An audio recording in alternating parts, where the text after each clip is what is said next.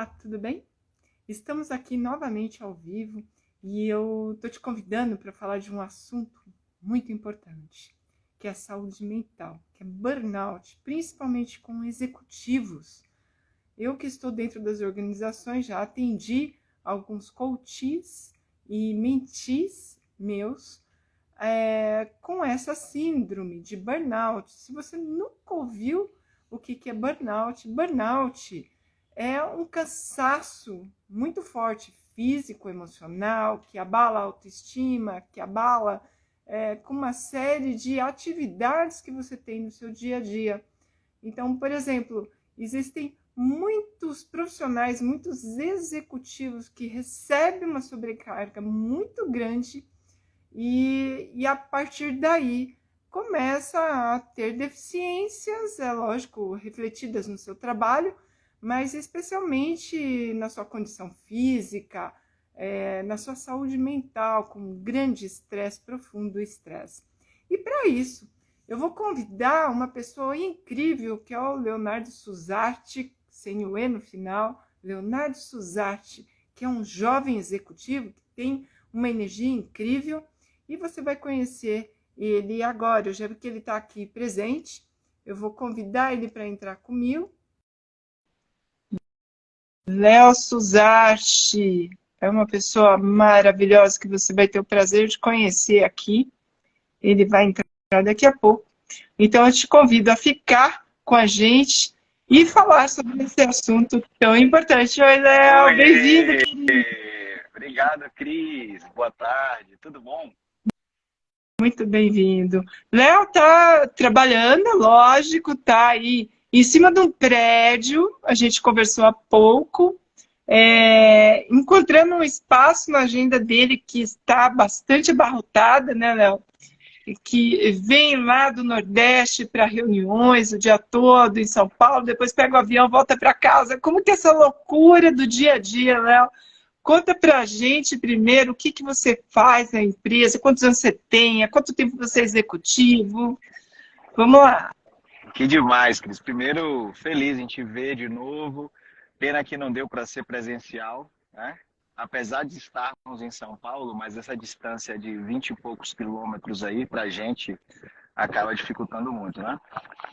Mas eu faço questão de estar aqui para refletir com você sobre esse tema, a burnout, né? Assim, pensar um pouco como que a gente pode contribuir com a nossa experiência para não só para os líderes atuais, mas para aquela nova geração, como você me colocou, né?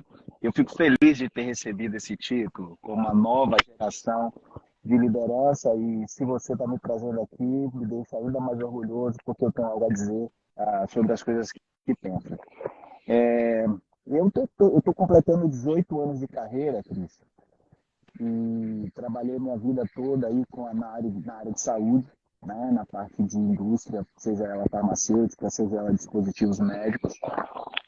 E sempre a minha carreira, desde o cargo mais inicial, quando começa ela, até os dias de hoje, sem dúvidas, foi um grande desafio para mim, né? O balance da energia, o balance dessa agenda que você citou. Quem nasce no Nordeste fatalmente necessita viajar o Brasil inteiro, né, para fazer negócios, etc. E essas idas e vindas consomem energia e requer atenção para que a gente gerencie a nossa, a nossa, a nossa mente, né? Vamos falar um pouco de cabeça aqui também, para falar de burnout. Mas, passados aí 18 anos, eu acho que aprendi um monte de coisa e tenho ainda aí mais um mundo inteiro de aprendizados pela frente. E conversar com pessoas como você me ajuda muito nessa jornada. Deixa eu te perguntar, você está com alguma coisa pressionando o som? Porque eu sinto que o som está um pouco abafado. A gente testou um pouco antes de você entrar. Se você conseguir liberar um pouquinho a parte que está no Cris, som. eu estou no mesmo device que falamos mais cedo. Vai ver a plataforma do Instagram, não sei, ela capta diferente. Tá chegando aí um pouco abafado para você, né? Sim. Mas tudo bem, eu estou conseguindo te ouvir, eu acredito, e a gente está aqui com bastante pessoas temos aí muitas pessoas nos assistindo, então bem-vindos. A gente está falando sobre burnout e eu acredito, Léo, que esse tema é um tema que interessa muitas pessoas. Você sendo um jovem executivo vindo do Nordeste, com uma inteligência incrível, conseguindo, porque eu conheço a sua equipe, sei que você formou uma equipe maravilhosa e agora está formando outra, e eu tive a sorte de conhecer as duas equipes, uma delas foi em plena pandemia que a gente se conheceu, e algo que eu quero destacar aqui, eu sou uma pessoa muito espontânea, para quem me conhece, e quando eu fui fazer uma palestra para a equipe do Léo, eu falei, eu posso ser eu mesma? E o Léo falou assim, claro, por favor, é isso que eu quero. E aí eu já me apaixonei, porque eu vi que o Léo tinha uma coisa diferente. Ele era uma pessoa espontânea, uma pessoa autêntica, que fala o que pensa e quer que as pessoas cheguem e falem o que pensam. E aí eu tenho uma máxima, sabe, Léo? Eu fico em dúvida se a pessoa que tem burnout é por conta dela mesma, que pode ser, né, com certeza é, porque tudo é responsabilidade nossa, naquilo que eu penso, ou é uma sobrecarga de atividades que as empresas modernas estão colocando à prova os executivos, até espremer demais, até a pessoa não aguentar mais e ela entra em burnout. Como que você percebe? Cris, essa reflexão é quase paradoxal, porque o meu foco, sempre ao falar de burnout e orientar as pessoas que trabalham comigo sobre como gerenciar o seu tempo, é justo sobre aquilo que a gente pode gerenciar, né? Existe também um axioma na teoria econômica que as necessidades elas são infinitas, né? Porém os recursos são sempre limitados. Então, se a gente colocar um paralelo onde as necessidades das organizações elas são infinitas, como também as atividades do nosso dia a dia são infinitas, né? São infinitas. Então, se eu quiser popular a minha agenda daqui até o ano que vem com atividade, você vai conseguir, todo mundo vai conseguir, seja executivo, seja estagiário, todo mundo tem atividade para popular a sua agenda. Mas existe um recurso que ele é completamente finito e é estabelecido, que é o tempo. Então, eu diria, Cris, que as companhias, todas elas, as mais tradicionais ou as mais modernas, elas têm necessidades. E que cabe a gente, acima de tudo, Léo, seu áudio está baixo. Escreveram aqui, ó. Eu estou com desafio de áudio, né? Então, tomara que vocês vão escutando melhor, tá? Eu vou aumentar a voz para que a gente fale. A Cris falou aqui no início, eu estou aqui num prédio aberto e aí minha acústica é realmente ruim. Então, eu falava sobre a nossa capacidade de se autogerir, tá? Então, primeiro ponto que eu acredito que é fundamental, Pris, nesse tema, é se priorizem, tá? Então, como eu disse, as necessidades serão infinitas, mas se a gente coloca a nós mesmos no centro da atenção, eu vou saber medir se eu posso fazer mais ou se eu devo recuar. E esse autoconhecimento requer a necessidade de investir tempo em você. Você nunca vai descobrir se você está em estado de burnout ou não, se você está, vamos trocar essa palavra para exaustão extrema, se você não parar para se observar. Você sabe que eu conheço muita gente, Cris, que acredita, executivos, empresários, que acreditam que se não trabalharem 12, 14, 16 horas por dia, não serão produtivos. E são grandes executivos, grandes profissionais. Eu não acredito nisso. Mas não existe aí o certo ou o errado. Existe como essa pessoa se percebe. Então, se a saúde mental dessa pessoa está impactada, se a saúde física, todos os seus, digamos, aspectos fisiológicos, metabólicos, estão sendo impactados. Então, por consequência, essa pessoa vai sofrer algo lá na frente. E mesmo aqueles, como no meu caso, que vem tentando ao longo dos anos, né, administrar da melhor forma possível esse tema, também sou desafiado e também vivi diversas situações na qual eu tive que realizar. Inclusive, eu queria te perguntar, né? Você já teve burnout, você já passou por isso? Já tive. Ou não? O Já. primeiro, o primeiro. Como que você percebeu que você estava sofrendo burnout? O que que Prático. aconteceu naquele momento? Não, esse caso é bem interessante porque assim, a primeira situação que aconteceu comigo é quando eu vim morar em São Paulo pela primeira vez, Cris. Como você falou um pouco aí da minha jornada, eu foquei 100% no trabalho, né? Então, cheguei aqui em São Paulo muito jovem, cheguei aqui com 23 anos de idade, a primeira vez que vim morar aqui, e 100% do meu dia, sem família, né? Então, 100% do meu dia era dedicado ao trabalho, tá?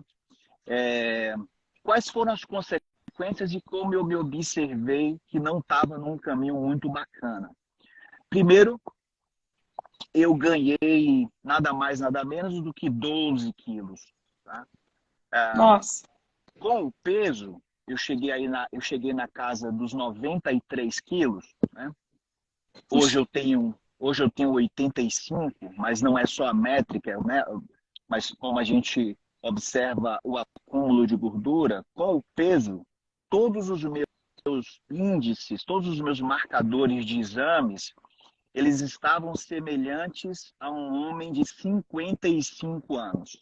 Então, nossa, a endocrinologista, quando pegou o meu exame, fez assim: olha, Leonardo, seus exames estão comparativos a alguém sedentário de 55 anos de idade, para te dar um paralelo, para ser didática com você. Tá? com 23 anos de idade. Com 23 anos de idade. Então, aquela frase me impactou muito, né? A endócrina dizendo para mim assim: olha, aos 23 anos, ou você muda de rota, porque o seu cortisol está horrível, seus marcadores de colesterol estão horríveis, ou você terá problema. Essa frase me marcou muito e naquele momento eu fiz a primeira mudança na minha vida, tá? Então, eu sempre fui adepto à atividade física, mas ali eu mudo completamente a minha alimentação, a gestão do meu tempo, os meus horários. E existiu um exemplo que também me motivou para isso. Essa crença de que nós somos altamente produtivos proporcionalmente com o tempo que gastamos no trabalho, ela se demonstra na prática falsa, mas as pessoas vivem dessa ilusão. E eu vou te dar um exemplo. Nessa empresa que trabalhei, é, aos 23 e morando aqui em São Paulo pela primeira vez, o presidente saía da companhia, Cris, todos os dias impreterivelmente às 17h59.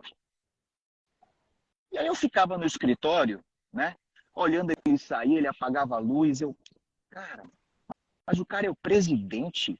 Eu pensava que ele ia trabalhar muito mais, não? Eu pensava que, enfim, as nossas crenças limitantes nos conduzem a comportamentos, né? E um dia a gente trabalhando junto, eu e ele, eu perguntei para ele isso. Eu perguntei como é que ele geria o tempo dele. Porque eu acreditava que ele ia ter uma demanda muito superior que eu tinha. E ele me respondeu o seguinte: a nossa demanda, Léo, é exatamente igual, em instâncias diferentes. Então a tomada de decisão do uso do meu tempo é o mesmo poder que eu tenho, você tem. Que Então só é incrível. praticar. Só é praticar. Isso ele já fazia quantos anos atrás? E é um dos maiores líderes que o mercado de saúde tem. Eu não tenho dúvida disso. E eu aprendi isso com ele. Então eu faço a primeira mudança nesse momento, Cris. Reduzo o meu peso para 74 quilos, gerencio o meu tempo, não mais trabalhando à noite, criando rotinas claras do que é de leitura, exercício físico, viver momentos com a família. E ali em diante eu vivo bem, mas tive mais outro evento, né? E esse outro evento, já mais recente, veio de um modo muito subliminar, vamos dizer assim, que é importante eu compartilhar com vocês. Apresentou-se um quadro de insônia, né, em mim, do qual eu sempre ostentei um sono muito bom, de grande qualidade. E aí comecei aquilo me incomodar, né? E na minha terapia, a gente entendeu que passado tantos anos submetido, né, Ou seja, dos 23 anos aos 37 que vou fazer agora, então 14 anos depois, submetido àquilo que você colocou como uma pressão, foi sendo normalizado no meu dia a dia, né? Uma vez que eu tinha a minha rotina estabelecida, e por algum motivo, por algum gatilho, deflagrou nesse comportamento, ou melhor, nesse desvio de comportamento, que foi a manifestação da insônia. E aí a minha orientação aqui, eu tenho conversado muito sobre esse tema, Cris, com muitas pessoas no que tange a saúde mental. A ansiedade, tá? Ela é uma patologia mental e que a gente precisa observar. E que no volume de conexões que nós temos hoje, no volume de estímulos que nós temos hoje, é muito natural que a gente seja pego com essa manifestação sem perceber. Eu vou dar um exemplo claro. Fechei uma reunião aqui agora, e fiquei super preocupado em poder estar aqui na live com você no horário, né? Então, corri para me movimentar, me deslocar, descobri que eu não ia conseguir. Tive que criar esse ambiente que estou aqui agora para poder participar com você. Isso gera em mim um comportamento ansioso, que eu preciso ter necessariamente a percepção para não deixar ele dominar a minha cabeça. Isso, em microgotas ao longo da vida, te causa um grande riacho mental. E que as pessoas, nos dias de hoje, não sabem como combater. Tá? Então, a saúde mental é um tema complexo que vai desencadear desde uma simples insônia, como eu acabei de dizer, até quadros severos de depressão, e que precisa ser observado com acompanhamento médico, psicoterapia, e a gente precisa abrir a nossa cabeça para se priorizar e se cuidar com as armas que temos e, sobretudo, com os profissionais adequados. Então, eu vivi 2 quadros que eu julgo como burnout, mesmo me esforçando ao máximo para evitá-los. Mas, mesmo assim, pega a gente de surpresa. Eu atendi como mentora uma pessoa que estava em início de burnout. E eu percebi que essa pessoa, inclusive um dia eu vou convidar ele para vir aqui bater um papo, ele tinha uma autocobrança gigantesca. E a empresa tinha aquelas avaliações de desempenho que você tinha que sempre superar. Ele é um grande executivo.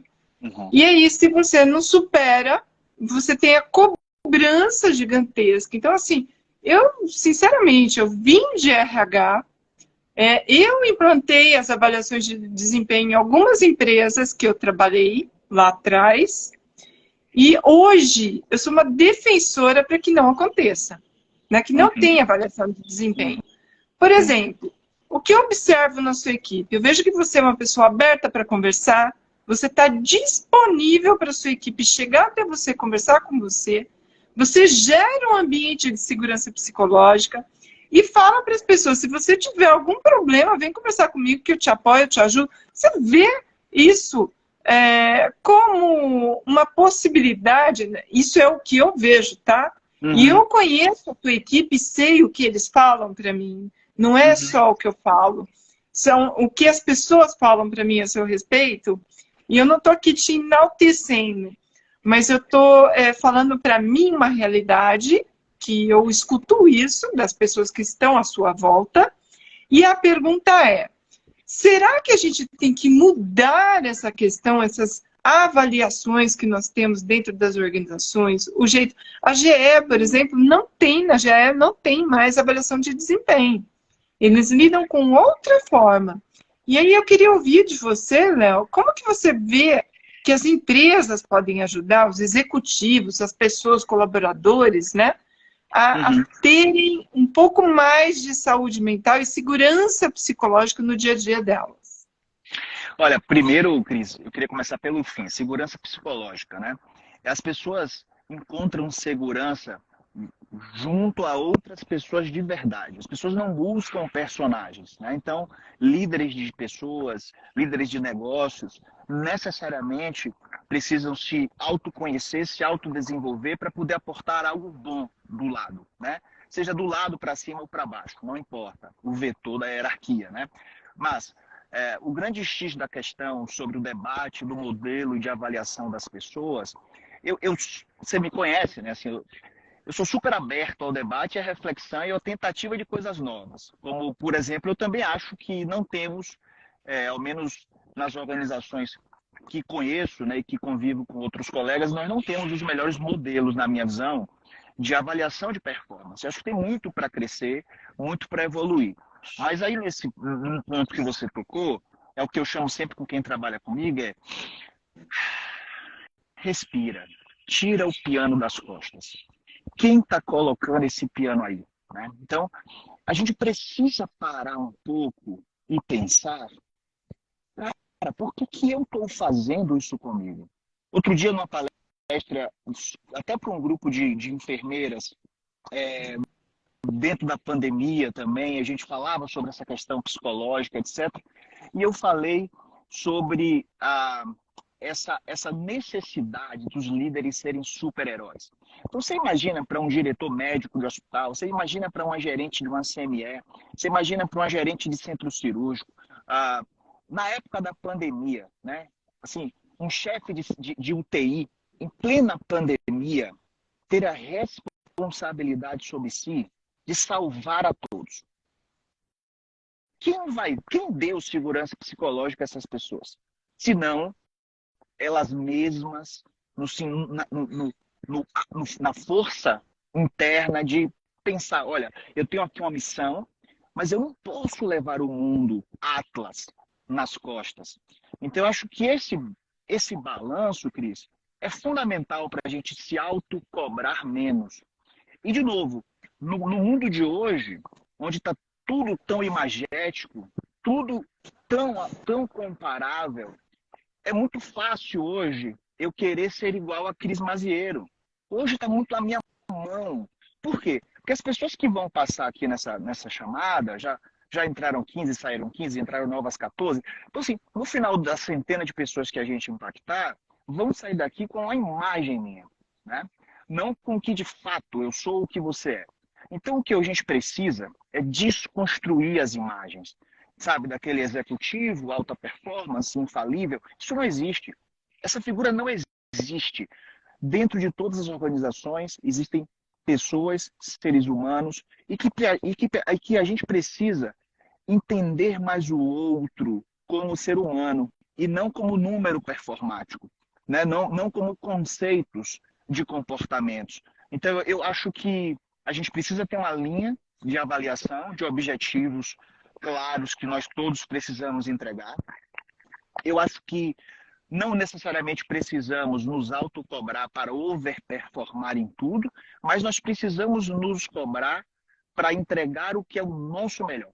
E se ao final do dia chegarmos com a consciência completa e limpa de que entregamos o nosso melhor e que esse melhor não foi suficiente para overperformar, isso tem que necessariamente te causar um sentimento de alívio e completo regozijo sobre o que você fez. Esse é um pensamento simplista, mas que para colocar na prática requer muita tentativa, requer muita reflexão, porque a cada fracasso que a gente tem, a cada derrota que a gente precisa usar isso como um motor para impulsionar por uma próxima vitória.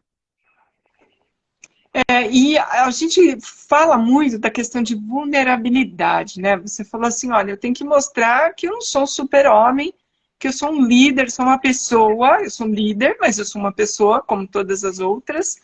Mas ainda temos 80% do público de líderes hierárquicos. Onde mostrar que ele é frágil, onde mostrar que ele chora, onde mostrar que ele está cansado. Ele não pode. Você teve algumas amostras positivas na sua carreira, como é o caso desse presidente, assim como eu tive um conhecido meu, que era presidente de uma empresa. Ele ia desligando os computadores, dando risada. Vamos embora. Ia apagando a luz da empresa e convidando as pessoas para ir embora. Né? Já deu, o tempo já deu.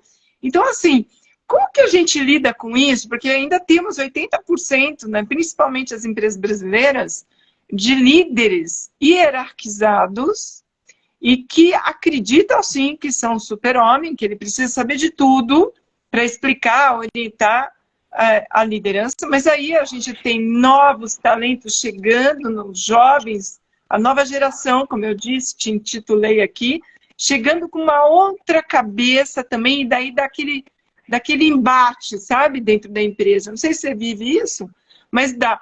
Aí aquela pessoa da minha geração, que tem 55 anos, que é geração X, que fica cobrando, não, mas você tem que terminar isso daqui, não sei o que, tarará. E porque a empresa é a primeira, porque tudo é a empresa, tudo é minha profissão, tudo é o cargo que eu construí, né? Eu vi o Léo outro dia, que a gente teve a semana passada com a equipe dele, eu vou dar uma corrida antes do almoço. Mas, Léo, você chegou agora, você tá... Não, mas é rápido, não vai impactar em nada, já eu tô aí. Eu vou almoçar com vocês. E foi correr, sabe?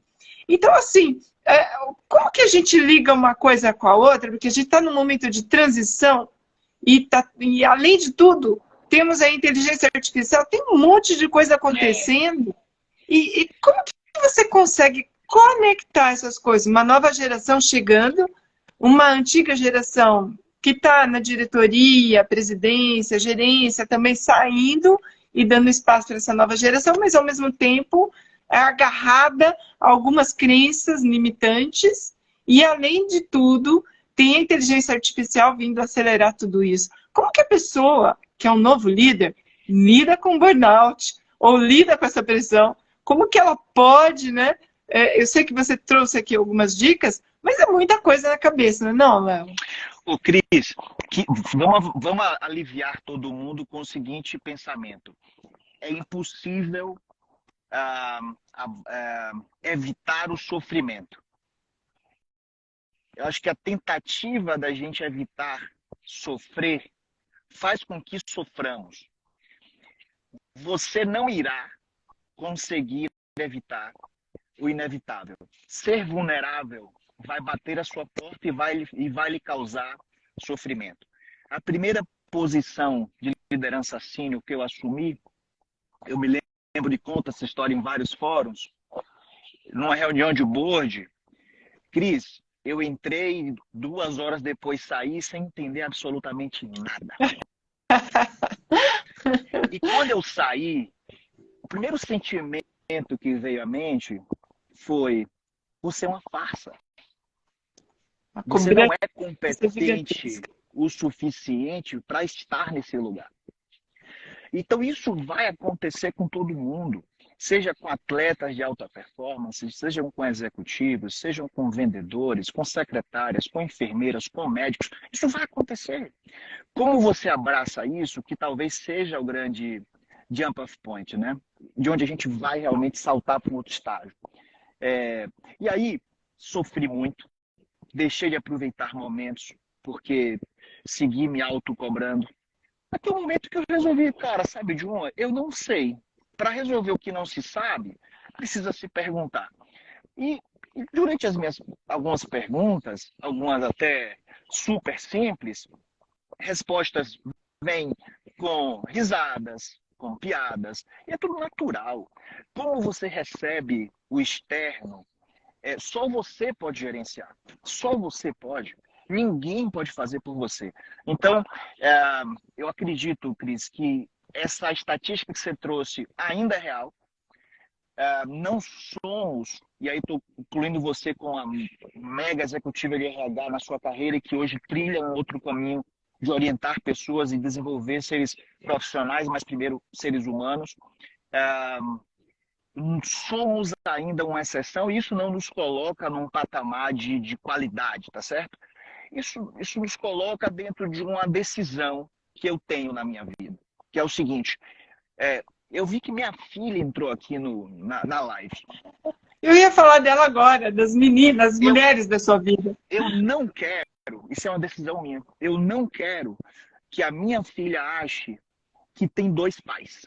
um personagem corporativo que aparece em entrevista, que aparece em revista, e que é um cara infalível, e um pai em casa. Isso eu não quero. É uma decisão minha. Eu não quero que quem trabalha comigo acredite que tinha um chefe, um líder, um performático e blá blá blá, e que é um ser humano diferente e me encontra depois para jantar comigo, depois que sai da companhia, ou deixamos de trabalhar naquele projeto, ou saímos para almoçar, ou nos encontramos, e eu sou outra pessoa. Eu quero ser uma pessoa só. E essa integridade não é para me diferenciar, para me colocar nesse 20% da estatística. É uma decisão sobre gerenciar os meus sentimentos, gerenciar as minhas cobranças. Eu estou me colocando em primeiro plano. Eu não estou fazendo pelos outros. E isso é importante ficar claro. Eu não faço para que as pessoas gostem de mim, ou que meu time fique engajado, ou que eu tenha a motivação das pessoas. Não, não, não, não. Eu me coloco em primeiro plano para que eu possa doar para essas pessoas. Então, se eu faço esse 20 minutos de corrida, é porque eu sei, naquele momento, é que eu sei que isso vai me devolver energia, isso vai melhorar a minha qualidade de vida, e isso vai aportar para os outros mais, vai aportar para a organização mais. Então, é um pensamento, Cris, sendo muito honesto a você, absolutamente egoísta. Se priorizando para que você seja de fato altruísta e passe para o outro. Não dá para ser o contrário. Não dá para ser o contrário. Então, mas apesar dos 20%, Cris, eu acredito na transformação. Essa transformação vai vir do indivíduo. O potencial humano é muito gigante. Um bicho que é capaz de criar inteligência artificial, ele é capaz de criar muita coisa. Mas tecnologias virão e não substituirão, na minha visão, o essencial, que é a conexão entre as pessoas. As pessoas se conectam nos olhos, se conectam na presença, se conectam na dialética, na conversa, na retórica. É aqui que nós estamos. Eu não estou aí na sua chácara com essa linda flor, eu estou aqui numa selva de pedras, mas estamos conectados, estamos debatendo como que podemos fazer melhor e sermos melhores. Isso já é um início, na minha visão. Sabe que outro dia assisti uma palestra do Luciano Santos. Ele escreveu um livro chamado Seja Egoísta com a Sua Carreira. E é exatamente isso que você está trazendo, né?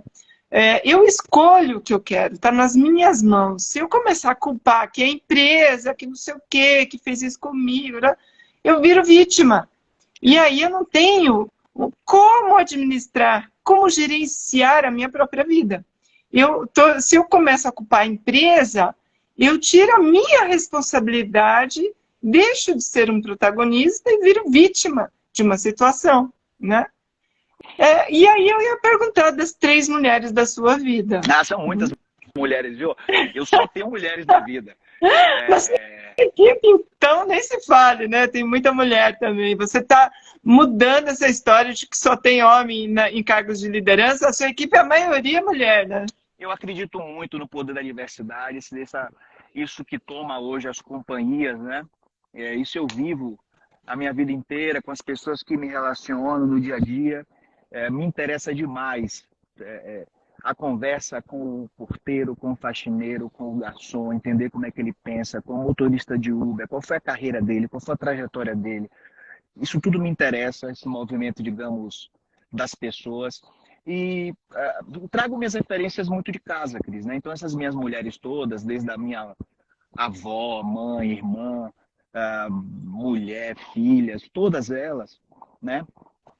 Eu sugo delas. Então, eu sou muito mais uma coxa de retalho do que um indivíduo 100% autêntico, como a gente muitas vezes quer pintar. Então, eu capturo de você, eu capturo dos líderes que trabalhei, inclusive as coisas que não admirei. Né? Isso também é importante na nossa vida, isso também é importante no nosso caminhar. Então, agora, de novo, eu vou pegar essa sua frase. Eu tenho o poder de não ser vítima. Você não pode me colocar nesse papel. Eu posso me colocar e me tirar desse papel. Então, sempre tomei a decisão de protagonizar a minha vida. Né? Então, é isso que eu passo para as minhas filhas. Não foi e nunca será para ninguém uma trajetória fácil. Às vezes a gente escuta assim, né? Olha, não, para quem é herdeiro é fácil. Não é. Não é. Conheço muitos que também não é fácil, também se cobram, também querem outras coisas, também querem outros caminhos, multimilionários que querem ser artistas. Você imagina o conflito. Então, essa diversidade, que aí, de novo, eu tento aplicar nas companhias que trabalhei, que hoje lidero, é um mega motor de criatividade, de inovação. Há uma pesquisa da Accenture, consultoria, que resolveu medir, né, por faixa de diversidade, não só de gênero, mas raça, orientação sexual, toda ela, etarismo, toda ela, que as companhias com maior grau de diversidade conseguem ser 11 vezes mais inovadoras, medindo através de criação de projetos e iniciativas.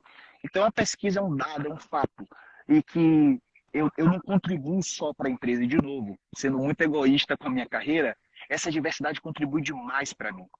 Então, eu sempre uso uma frase com o meu time, quando eu dou alguma opinião, e todos sabem disso, eu fecho sempre assim: provavelmente eu não estou certo, é apenas um pensamento. Porque é a minha tese, provavelmente eu não estou certo. Tudo que disse aqui são apenas pensamentos. E eu tenho pouca pretensão de encontrar respostas, pouca pretensão de encontrar certezas. Eu tenho muito mais interesse em fazer perguntas, né? Então, é assim que gosto, é assim que eu acho que é o caminho, mas é o meu caminho. Cada um tem que encontrar o seu caminho. Então, o que eu diria para a gestão da sua saúde mental, da sua saúde física, do seu intelecto, priorize-se. Coloque-se em primeiro lugar, se desafie com moderação, né? Mas se desafie com a habilidade de se desenvolver. Não para querer ser melhor que o outro, para querer parecer mais importante do que o do outro, porque isso não nos levará a nenhum caminho. Essa é uma reflexão que tenho. Porque um caminho que eu percebo muito, outro dia eu fui fazer uma palestra, né, de sororidade feminina aqui em Campinas. Aí eu falei, vou divulgar uma iniciativa, inclusive, que amanhã eu vou entrevistar a Edna Goldoni, que é uma pessoa incrível, já deixo aqui vocês convidados, né, para participar. Ela é uma pessoa incrível, que ela conseguiu mobilizar mais de 500 mentoras, esse número só cresce, eu sou uma delas, para atuar junto às mulheres que têm baixa renda, por exemplo, que não teriam condições de pagar uma mentora, para apoiar essas mulheres em início de carreira, nas suas carreiras. E aí eu fui fazer essa palestra, eu falei, vou divulgar esse programa. Não. Isso é dela. Aqui é outra coisa. Eu falei assim, nossa, a gente está falando de sororidade feminina e não de competição. Que legal que ela tem esse movimento. Deixa eu divulgar, né? Deixa eu falar. E assim, o que eu percebo muito dentro das organizações? Essa competição, esse medo. Você acha que o burnout pode ser causado por um medo de eu ser esquecido? Por exemplo, eu quero estar sempre em evidência, sempre com os melhores números, porque eu preciso ser lembrado. Uma vez eu estive numa reunião com uma outra consultora, a gente saiu dessa reunião, ela falou assim, mas eu não falei nada na reunião, o que o cliente vai pensar? Vai pensar que você não tinha nada para dizer naquele momento, mas que você é muito produtivo em outras coisas. Então, assim, essa competitividade que você, que tem filhas, né? Eu não tenho filho, mas eu vejo isso muito na educação. Você é um ótimo líder, porque, sob o meu ponto de vista, deve ter tido uma educação, não competitividade, mas de colaboração, de trocas, de conversa, de diálogo. Então, sob o meu ponto de vista, a gente só vai conseguir ter um mundo melhor se a gente não tiver tanta competitividade, se as pessoas não tiverem problema nenhum de falar, Léo, eu posso ser eu mesma, de ser autênticas, de trazer a si para dentro das organizações e não serem julgadas por serem elas mesmas e de não ter essa competitividade. Não tem problema nenhum de eu falar que o Léo é maravilhoso sendo par dele dentro da organização. Como que você vê isso, Léo? Cris, o medo é um sentimento que causa duas reações antagônicas.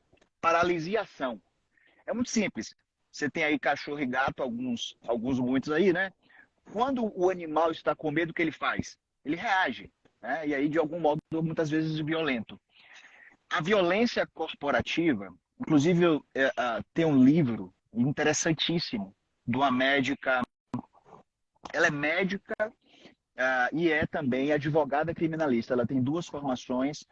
O sobrenome eu vou esquecer, mas é doutora Beatriz, esqueci aí. Procura aí, Mentes Perigosas. E esse livro eu já indiquei para muitas pessoas. Para mim, retrata muito do que é esse ambiente que eu vou chamar de violência corporativa, tá? Mentes Perigosas, se você puder googlar aí, Cris, para poder indicar aí a referência certa, é Ana Beatriz alguma coisa, se eu não me engano, o título. Abrindo Mentes, aqui. Mentes Ana Perigosas. Beatriz Barbosa Silva. Pronto, Ana Beatriz Barbosa ela Silva. mesma, ela mesma. Assim, uma mega pensadora, médica, advogada, enfim, PhD. E ela monta um paralelo entre comportamentos sociopatas através das mentes de serial killers reais, ou seja, pessoas que assassinam outras pessoas, tá? Então ela monta um paralelo sobre o comportamento corporativo e a animosidade padrão que existe nas organizações. Então, quando você fala de competitividade, olha, eu fui refletir aqui na minha carreira. Eu sempre fui competitivo contra mim mesmo. Então, quando eu fui vendedor, eu sou até hoje vendedor, mas quando eu tinha uma cota sobre a minha responsabilidade direta, eu queria fazer mais no outro mês. Para mim, que eu podia fazer mais. E óbvio que eu queria ganhar os primeiros lugares de competições. Entretanto, isso nunca me paralisou. Então, esse medo me causava uma ação que fazia bem apenas para mim e mal para ninguém. Né? E, por outro lado, não me deixava parar. Então, eu diria a você o seguinte, a competitividade, quando colocada contra o outro, ela é negativa. E aí, a doutora Ana Beatriz fala muito bem disso, que existem dois caminhos para quem é competitivo, que é um fazer por si próprio e conquistar os seus postos, conquistar os seus caminhos, e outro depreciar e o outro comportamento é depreciar o próximo, que fica muito mais fácil. Então, exemplo, pensemos aqui nós dois.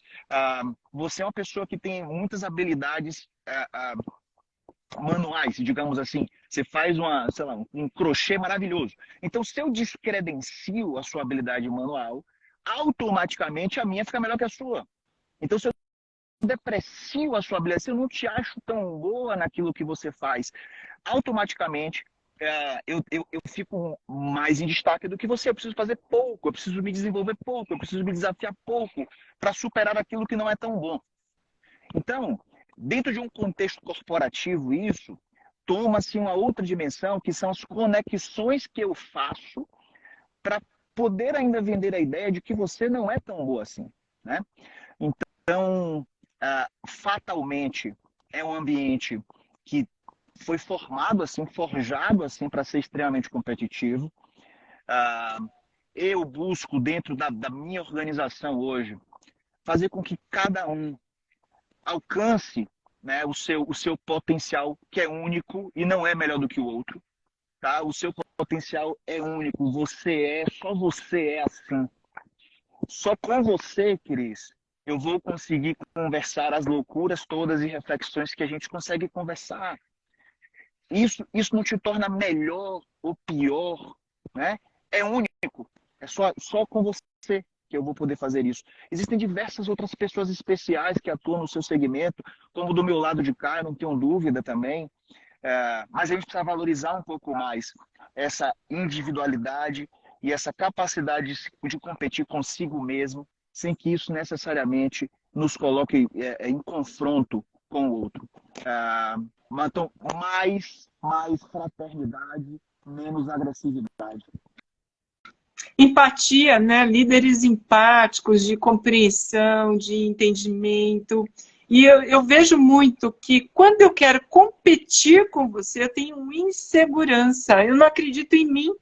Então eu vou competir com você para mostrar que eu sou melhor. E aí eu faço essa comparação. Mas não tem, como você bem disse, uma comparação, porque cada ser é único, cada pessoa é ela, e ela vai fazer daquela forma. Não tem competição. Tem pessoas trabalhando juntas e trazendo seus talentos, que são únicos, para formar uma ideia maior. Mas como que a gente molda as organizações mudando isso sob o seu ponto de vista? Porque, como eu disse aqui, ainda temos 80% da liderança com pensamento sobre medo. Então, quando a gente fala aí de segurança psicológica, a gente tem que mudar o mindset. É quando você, por exemplo, Léo, está na idade, segundo o Richard Barrett, da individuação, ou de Jung, né, que é um pouco mais acima aí, mas por volta de 35 anos, a pessoa se torna aquilo que ela sempre quis ser. Então, ela vai olhar, por isso que tem muitos executivos que chegam dentro das organizações e falam, mas acho que isso aqui eu não sei não, acho que não é bem o que eu quero. Porque lá atrás ele queria competir, ele queria trabalhar, ele queria ganhar dinheiro, ele queria... Mas nessa idade que você está, e depois um pouco mais para cima, vai falar, será que é isso que eu quero mesmo? O que eu estou pensando a respeito da minha vida? Como que eu mudo isso? Eu começo a falar mais francamente o que eu penso, porque o medo já está passando. Só que tem outros que estão no vício ainda, nessa competitividade, estão dormindo. Como que você percebe isso, Léo? Ô, Cris, eu queria tanto que o Léo de hoje fosse o alter ego do Léo de 18 anos atrás, porque ele falaria, né, que muitos dos sentimentos que me causaram sofrimento eram absolutamente desnecessários, né? E que talvez o Léo de 18 anos atrás não ia acreditar. Então, assim, eu acho que muitas vezes o exemplo, a dica, o manual, o livro, ele causa pequenas fraturas no nosso pensamento, mas ele não o transforma. Então, por mais que eu fale, por mais que eu faça, líderes que trabalham comigo, novos líderes, pessoas de outras organizações que se conectam comigo para qualquer consulta, mentoria, coach, qualquer coisa que, by the way, faço completamente free of charge, apenas para amigos, porque entendo o valor dessa profissão, mas como não faço profissionalmente, mas como debate e reflexão, eu acho que o grande valor desse moldar de companhias é a experiência, é o caminhar, né? Então, eu acredito muito no poder da granularidade. O que seria o oceano sem a gota? O que seria a praia sem o grão de areia? Então, eu acredito nesse poder da granularidade. E que muitas vezes a gente terceiriza isso para um ente jurídico, né? Então, a gente acredita, sei lá, que as grandes companhias, né, quando a gente chama, né, essas sim vão drivar o mundo, né, vão mover o mundo em grandes transformações. Só que nenhuma companhia é feita de, como eu estou aqui, ó, de concreto. Isso não existe.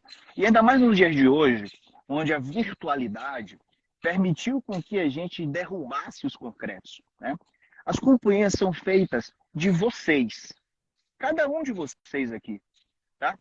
Que planeja liderar organizações, liderar gente, liderar projetos, liderar sua vida, sua casa.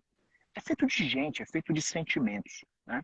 Então, esse moldar, que você aqui está acreditando e propondo, ele virá com microcomportamentos, né?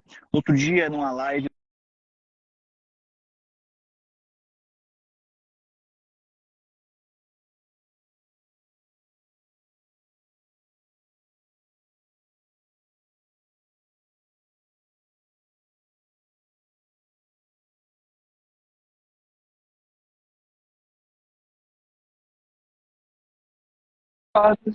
Na evidência. Deu uma travada, Léo. oi, Então, eu vou te convidar. Deu uma travada no seu vídeo. Tá. Então eu vou convidar você só para fechar esse pensamento que você trouxe, por favor.